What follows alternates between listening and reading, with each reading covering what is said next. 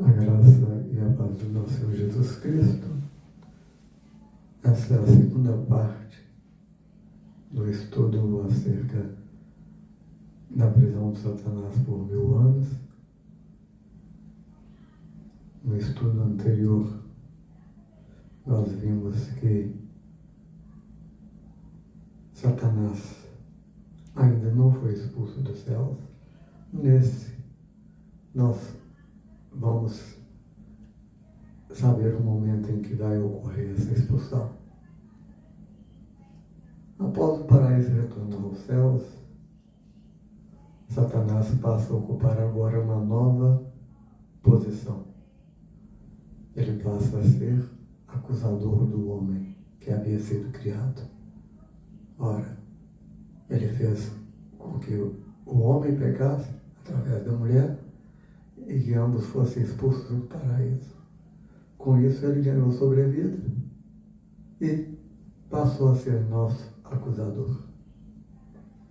Em João 8,44, a Bíblia relata que Satanás é o pai da mentira.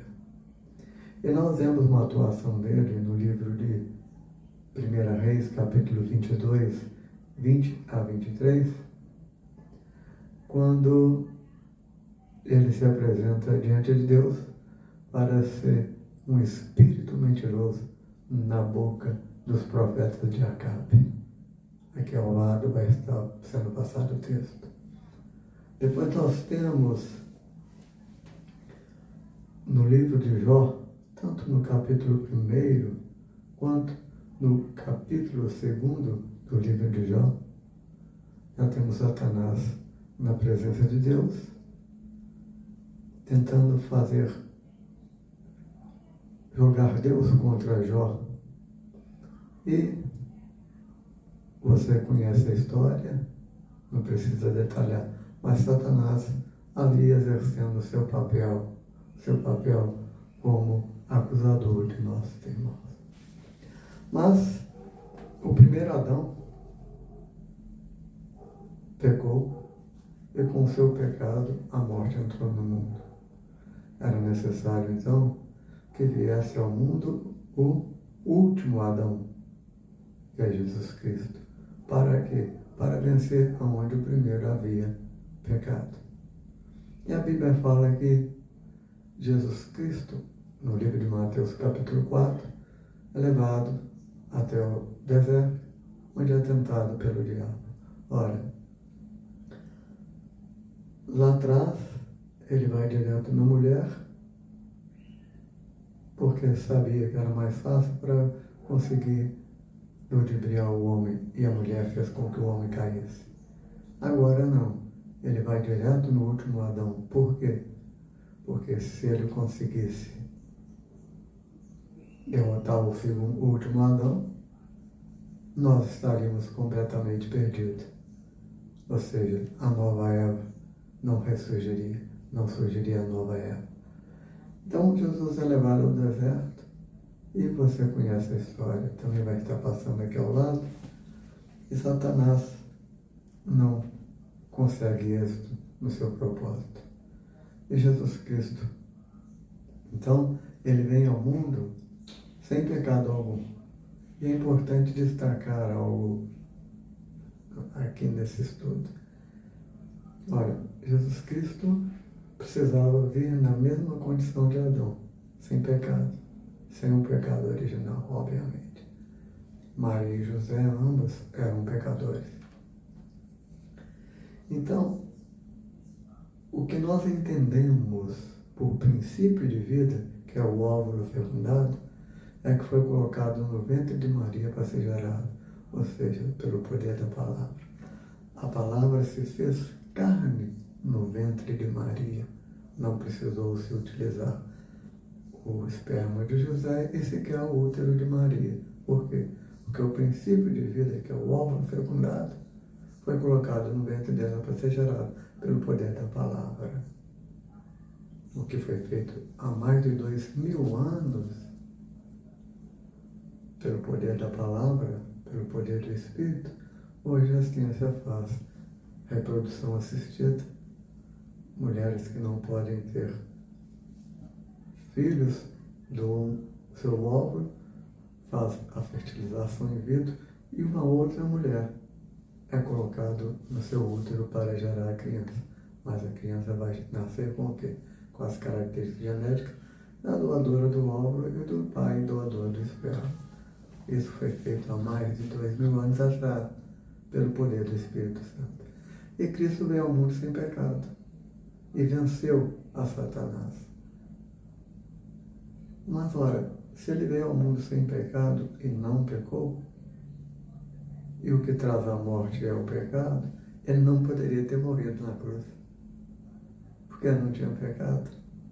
Mas para que ele morresse na cruz, foi necessário ele levar sobre si as nossas enfermidades, as nossas culpas, os nossos pecados. Então, a partir do momento que ele tomou sobre si os nossos pecados, a morte teve poder temporário sobre ele, mas não pôde segurá-lo. Por quê? Porque ele venceu o diabo, venceu a morte. E ao terceiro dia, ele ressuscitou. O último Adão ressuscitou. E através do último Adão, se você pode até fazer uma analogia, que no princípio Deus fez o primeiro homem cair no pesado sono, e de uma de suas costelas fez a mulher, que é Eva.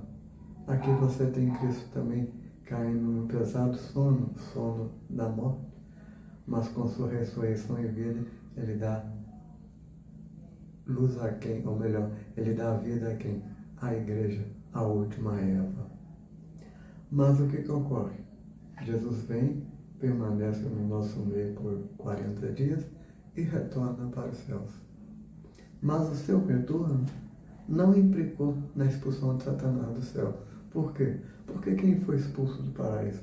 Adão e Eva. Quem está retornando? Somente o último Adão. O último Adão retornou. Abriu o caminho de reconciliação da humanidade com Deus. Mas somente ele retornou. Com isso, nós que temos um acusador diante de Deus, que é Satanás, ganhamos um advogado, que é Jesus Cristo. 1 João 2,1. Filhinhos meus, essas coisas eu tenho dito para que não pequeis. Contudo, se alguém pecar, temos um advogado junto ao Pai, Jesus Cristo, o justo. Então nós temos hoje um advogado que é Cristo, que nos defende das acusações de quê? De Satanás. Paulo, de forma muito clara, o texto vai estar aparecendo aqui ao lado, ele vai nos dizer o quê? Que a nossa luta não é contra a carne nem sangue, mas a nossa luta é contra o quê? Contra as forças espirituais do mal nas regiões celestiais. Por que isso? Porque Satanás sabe que o nosso retorno ao paraíso implica na sua expulsão dos céus. E é isso que ele quer evitar a todo e qualquer custo. Nós temos uma outra passagem aqui, que é também bastante, vamos dizer assim, esclarecedora, porque na verdade é utilizada por muitos para dizer que Satanás foi expulso dos céus e não tem nada a ver com o que está no texto. O texto está em Lucas 10:18 e está escrito: eu via a Satanás cair do céu como raio. Essa passagem, essa frase, é dita por Jesus Cristo depois da missão dos 70, quando eles voltam. Aí Jesus Cristo faz essa menção. Só que o texto aqui, ele não está falando da expulsão de Satanás do céu. Ele está falando de quê? Das vezes em que Satanás vai à presença de Deus, faz alguma acusação contra algum homem, algum servo, e volta na terra correndo para aprontar das suas, como fez no caso de Jó. Ele vai até Deus, fala lá contra a pessoa, Deus permitiu, ele vem correndo para a terra. E qual a melhor maneira de representar isso? Através de um raio. E Jesus Cristo, no princípio, ele estava em Deus, era o próprio Deus. Então ele via isso acontecendo. mas como homem ele não via mais. Por quê? Porque ele estava agora em terra como um homem. E o texto aqui, no original no grego, vai aparecer a palavra aí, ele está no pretérito imperfeito frequentativo, que é ação costumeira e não única. Então, o que foi visto por Jesus foram várias vezes, ou seja, há inúmeras vezes em que Satanás deixou a presença de Deus e veio à Terra para aprontar alguma com o ser humano. Nós temos também Pedro, que nos diz que nós temos que estar atentos porque o nosso inimigo anda ao nosso derredor querendo ocasião para nos tragar. Tem outra passagem também interessante, é João 12:31. João 12:31, quando Cristo está falando a respeito do juízo desse mundo. Então ele faz menção à época em que os juízos irão cair sobre o mundo. Aí ele diz, agora é o tempo do juízo desse mundo, agora será expulso o príncipe desse mundo. Ele estava dizendo a expulsão de Satanás da onde? Expulsão de Satanás dos céus. Mas, quando se dará então a expulsão de Satanás dos céus? Quando a última Eva voltar aos céus para encontrar com o último Adão. E onde nós encontramos isso? Bom, nós encontramos no livro de Apocalipse, capítulo 12, onde se cumpre uma profecia de Daniel, capítulo 12, verso 1. Daniel, capítulo 12, verso 1, nós vamos ler aqui. Daniel, capítulo 12. Está escrito, naquele tempo se levantará Miguel, o grande príncipe, que se levanta a favor dos filhos do teu povo. E haverá um tempo de angústia qual nunca houve, desde que houve nação aquele tempo. Mas naquele tempo livrar-se-á o teu povo, todo aquele que for achado escrito no livro. Olha bem aqui. Daniel profetiza a respeito de um tempo de angústia qual nunca houve. Olha, Daniel está falando de quê? Mateus 25. Mateus 25, não, me desculpe. Mateus 24, 15 em diante, onde no verso 21 Jesus Cristo vai falar, será um dia de grande tribulação, igual nunca houve na face da terra. Ou seja, esse tempo de angústia, referido por Daniel, capítulo 12, verso 1, é a grande tribulação referida por Jesus Cristo em Mateus 24, 15 em diante. Mas olha bem o que Daniel diz aqui.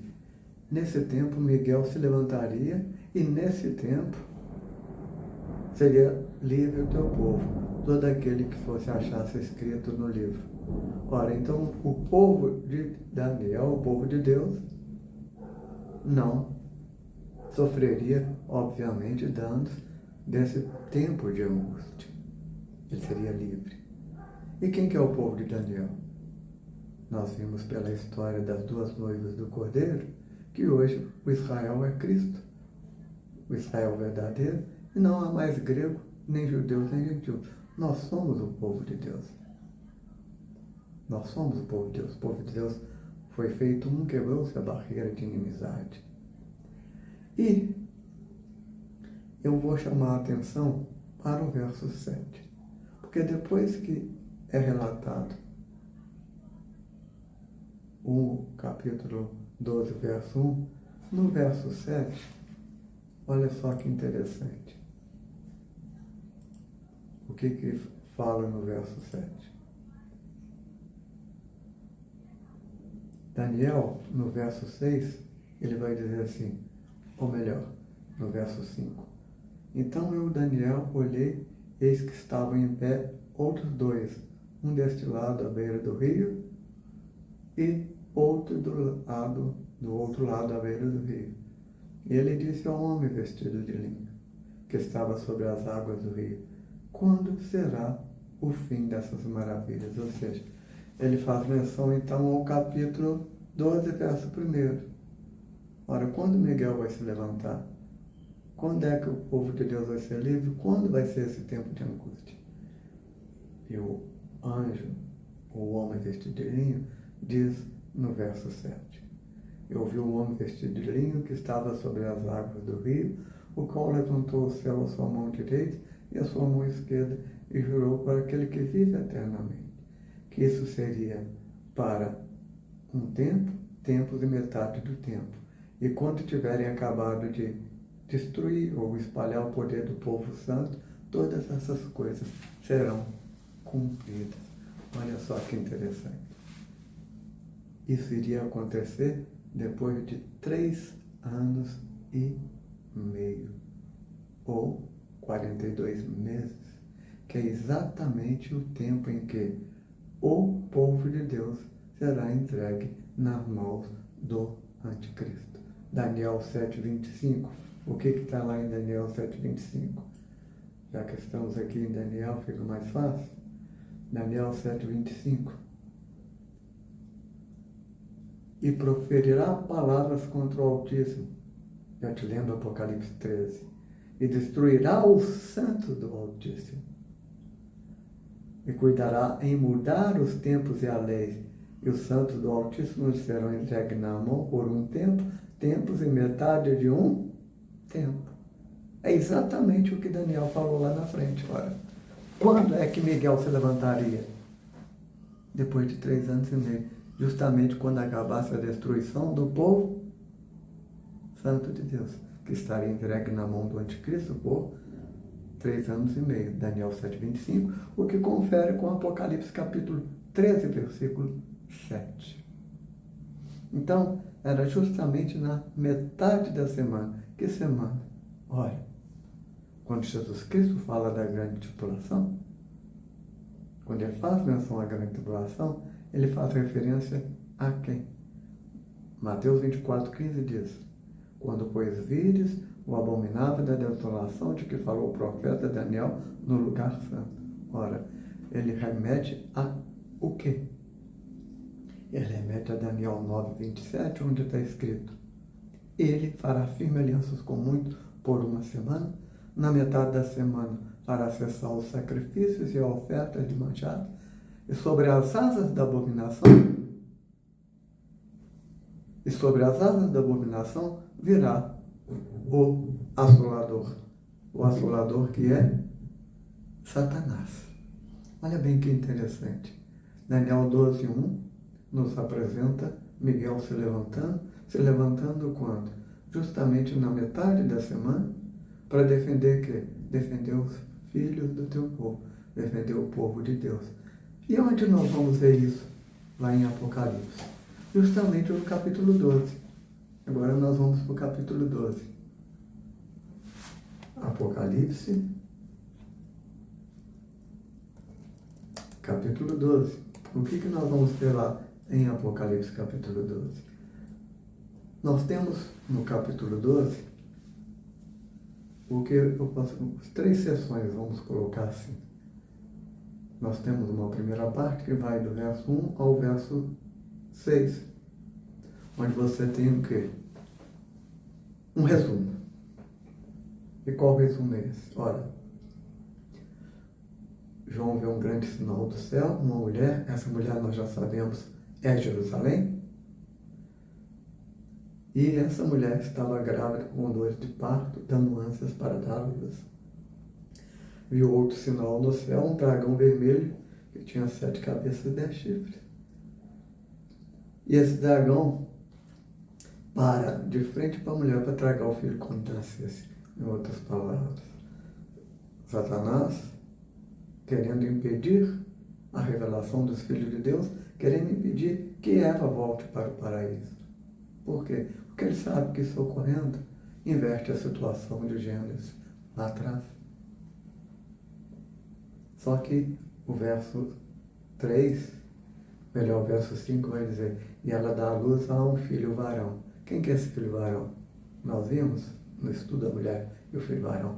O filho varão é o vencedor. As promessas, as cartas, as igrejas, todas elas é no singular. É o vencedor herdará. O vencedor herdará.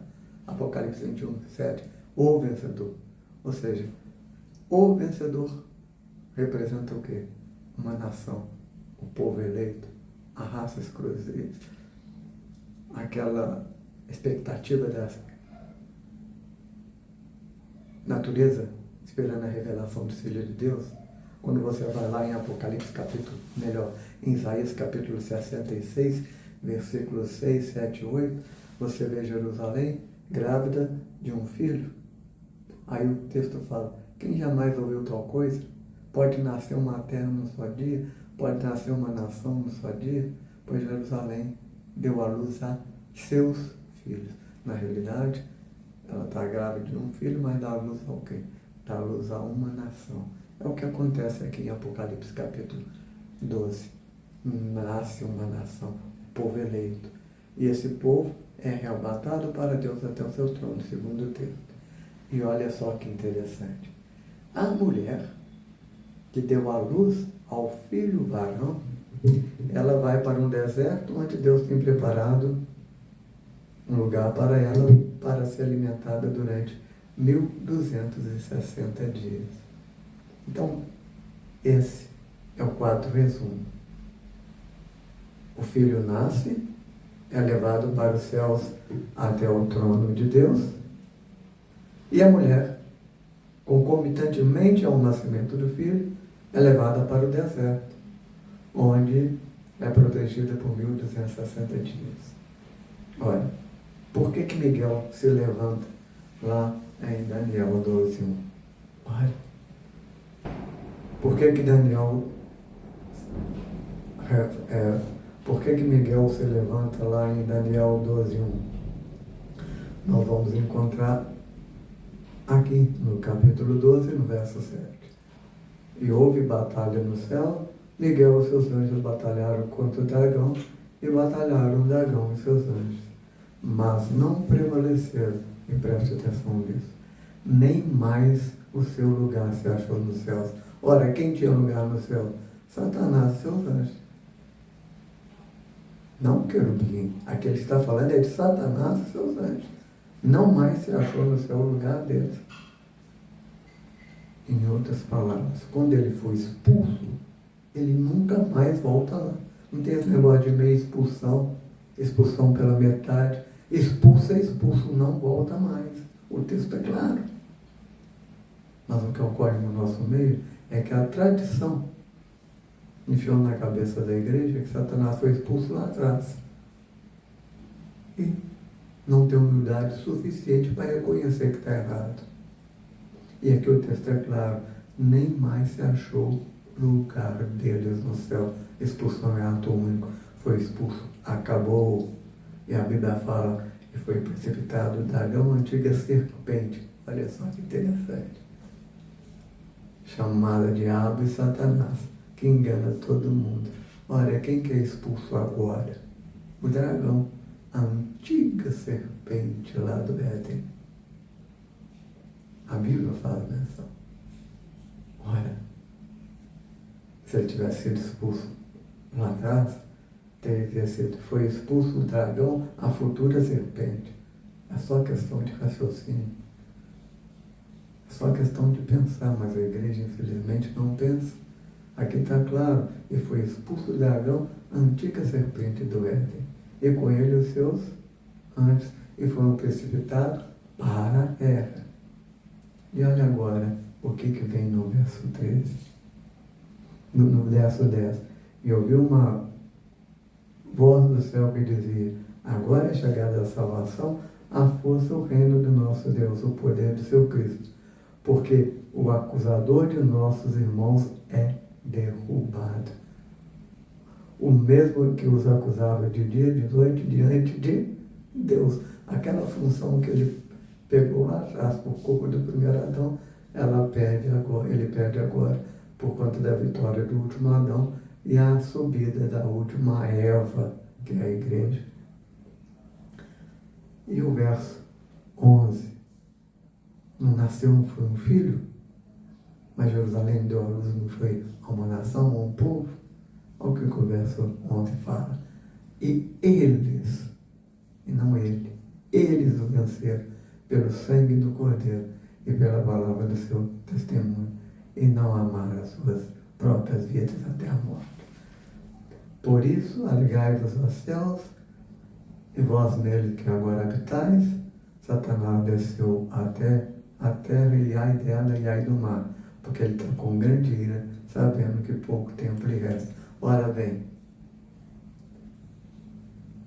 lembra do capítulo 12, verso 1 a 6? A mulher dá a luz ao filho e foge para o deserto. Agora nós temos aqui o quê? O filho subiu, Satanás foi expulso. E Satanás é expulso, o que ele faz na terra? Verso 13. E quando o dragão viu que foi lançado na terra, foi contra a mulher que deu a luz ao filho varão. Você percebe que os eventos são concomitantes? A mulher dá a luz, vai para o deserto, Satanás é expulso porque a igreja subiu. Ele desce furioso e se volta contra Jerusalém. Mas no verso 6, no capítulo 12, não estava dizendo que a mulher ficou 1260 dias fora da vista da serpente. Aí o que está aqui abaixo? E foram dadas à mulher 2 asas de grande águia para que voasse para o deserto, verso 6, ao seu lugar onde é sustentada durante um tempo, tempos e metade um tempo fora da vista da serpente, ou seja, 1260 dias. Então Satanás não pode fazer nada contra ela. E por que não pode fazer nada contra ela? Ora, capítulo 11 do livro de Apocalipse. Quem são os executores do juízo de Deus sobre a face da terra? As 2 testemunhas.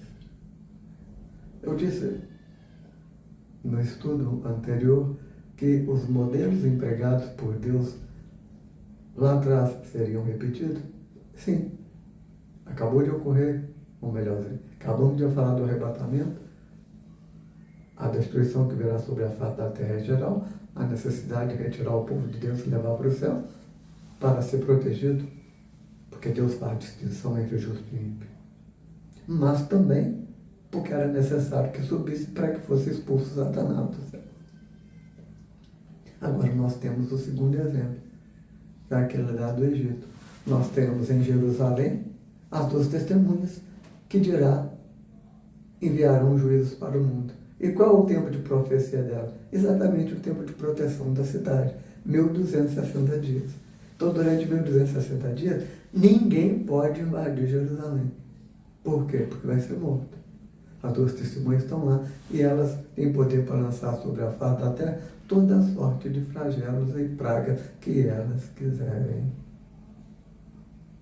E olha, e tem algo interessante. Quando você vai lá em Daniel 9, 27 e fala, na metade da semana, sobre as asas da abominação virá o assolador, você vem aqui para Apocalipse capítulo 12 e vê o dragão sendo expulso dos céus, alado, descendo furioso para a terra. E ele entra no corpo de quem? Do filho da perdição, que é o anticristo. E olha que interessante. Aqui, no verso 13, qual é a primeira atitude de Satanás quando é lançado na terra? Ele não se volta contra Jerusalém? Quando você vai em Mateus 24:15 ou Lucas 13:14, a tradução é: quando pois vides o abominável da desolação de que falou o profeta Daniel no lugar santo. Ou seja, esse abominável é Satanás. E desceu do céu, entrou no corpo da besta e se dirige contra quem? Contra Jerusalém, para destruí-la. E Lucas 21:20 já vai dizer diferente. Quando pois vides Jerusalém sitiada de exército, saber que está próxima a sua devastação. E olha só que interessante. A serpente lançou da sua boca atrás da mulher água como um rio. Ou seja, um exército foi lançado contra a mulher. Mas o que acontece no local lá? A terra se abre e engole aquele exército. Então, Satanás não podendo fazer nada contra Jerusalém, porque ela vai estar protegida por 1260 dias, que é o tempo que as duas testemunhas estarão em terra executando o juízo. Ele vai se volta no mundo contra quem? Contra os restantes da descendência da mulher. O que nos permite dizer o seguinte, que no momento do nascimento do filho varão, nem todos estariam aptos para serem levados para o paraíso. E alguns vão ficar para trás. E esses que vão ficar para trás, Satanás está furioso com eles e vai atrás deles. E vai atrás deles, é o que o texto está dizendo aqui. Então, quando vai ocorrer a expulsão de Satanás dos céus? No momento do arrebatamento da igreja. Satanás hoje está nos céus, é o nosso acusador. Essa função ele ganhou por conta de Adão, o último, e perde por conta do último Adão, que é Jesus Cristo. Quando a Eva sobe e encontra com Jesus no paraíso, Satanás é expulso de lá e é lançado para a terra, sabendo que pouco tempo lhe resta. Então agora nós voltamos ao início do estudo. Satanás está preso ou solto? Satanás sequer foi expulso dos céus. Então, com propriedade eu posso dizer para você, o amilenismo e o pós-milenismo foram alicerçados sobre uma base completamente equivocada. E, infelizmente, falta humildade para reconhecer o erro. Satanás sequer foi expulso dos céus. Quanto mais ainda estaria preso correntado. Satanás vai ser expulso do céu.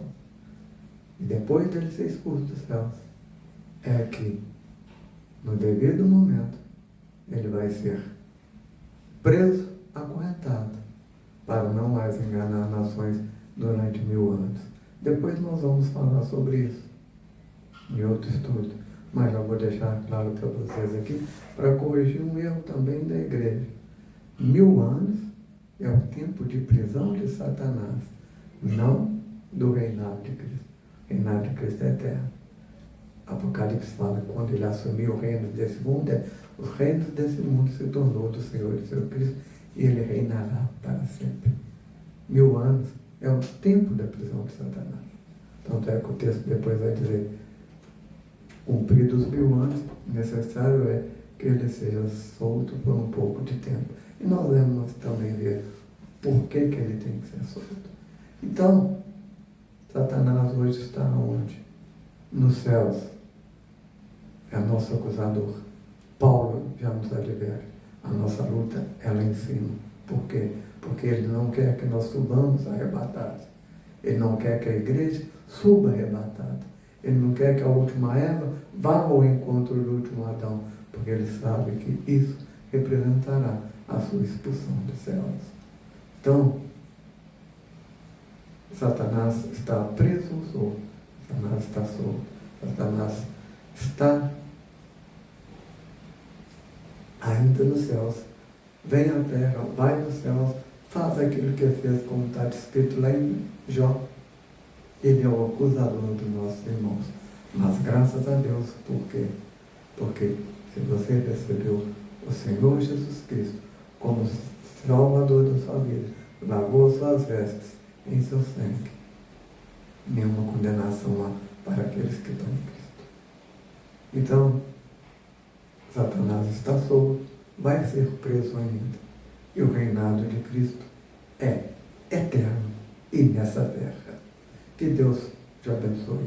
E mais ainda, fique com a palavra de Deus e seja como os cristãos de Bereia.